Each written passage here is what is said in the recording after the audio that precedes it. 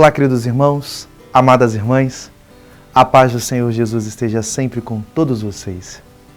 Hoje, sexta-feira, dia 24 de janeiro, estamos na segunda semana do Tempo Comum e meditaremos nesse momento no Evangelho de São Marcos, capítulo 3, versículos 13 a 19. Naquele tempo, Jesus subiu ao monte e chamou os que ele quis, e foram até ele.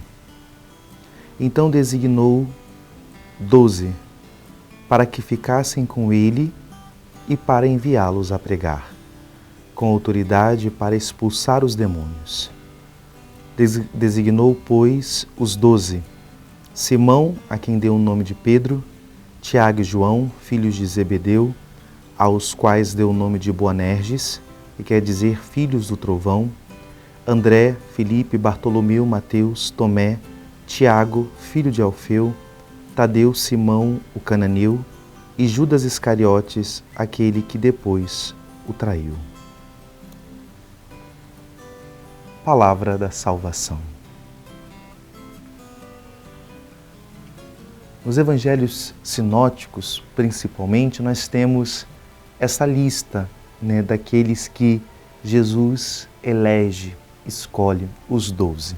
Nós sabemos que no ministério público de Jesus, muitos seguiram, muitos têm, em outra passagem, falam de 72 discípulos e falam também, Lucas falam das mulheres discípulas. Muitos seguiram os passos do Senhor, mas foi vontade de Jesus que escolhesse 12. Esses 12 que seriam, que se chamariam de apóstolos e que a partir desses 12 continuariam a anunciar tudo aquilo que viram e ouviram do Senhor, que são as colunas apostólicas da igreja. E de fato essa característica é tão importante que é uma das notas de identidade da igreja. A igreja é santa, católica, apostólica. E hoje nós temos no Evangelho a eleição desses 12, que tem essa lista, dessa nomeação. Não é que outros deixaram de seguir, continuaram, mas esses Jesus escolhe como aqueles que estarão sempre tendo também uma responsabilidade, uma vocação bem específica dentro do plano de Deus, dentro do novo povo que Cristo elege a partir da sua Páscoa. E nós temos esses que Jesus sobe ao monte, lembrando que desde o Antigo Testamento o monte ele não é somente um lugar físico, mas ele também tem toda uma simbologia espiritual de encontro de Deus, de aliança, de intimidade, de escutar a voz de Deus, E ao subir ao monte, ele chamou os que ele quis. É muito interessante essa pedagogia de Deus dentro da vocação. Toda vocação tem um livro muito profundo que São João Paulo II disse que vocação como dom e mistério. Dom porque é uma iniciativa de Deus, é uma dádiva de Deus.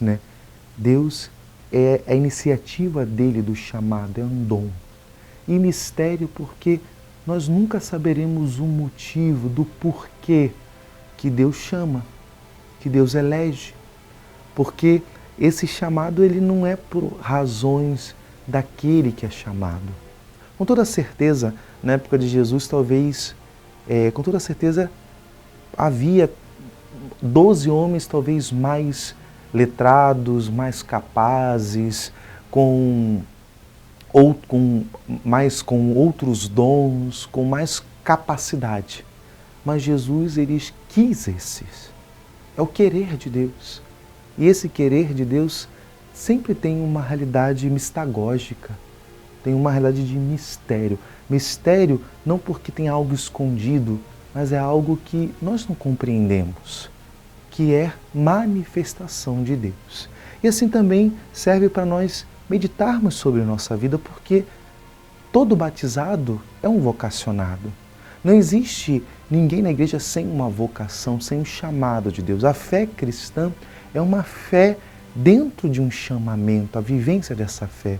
E é dom, é graça, e Deus chama aqueles que Ele quer, por graça e misericórdia dEle.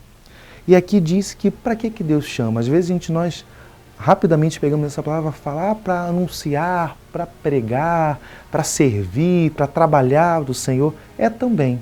Mas se você escutar essa palavra, diz que Jesus chamou os seus para ficar na sua companhia e depois enviá-los. Então há uma realidade dual aqui.